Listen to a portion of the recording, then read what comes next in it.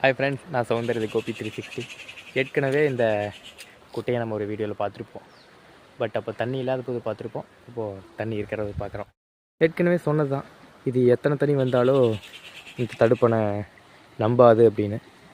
கிட்டத்தட்ட இது ஒரு மாதமாட்டு இங்கே தண்ணி போயிட்டே இருக்குது. ஆனால் இந்த தடுப்பணை மட்டும் நம்பவே இல்லை. பார்த்தீங்களா, தண்ணி ஒரே அடியில் இருக்குது. நம்பாது. ஏன்னு பார்த்துட்டிங்கன்னா, இருங்க காட்டுறேன்.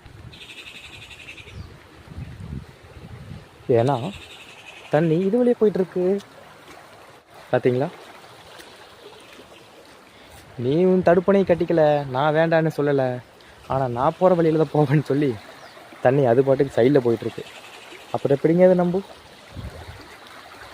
பார்த்தீங்களா, தண்ணி பாட்டுக்கு அது பாட்டுக்கு போயிட்டுருக்கு. ஆனால் அந்த தடுப்பணை நம்பாது.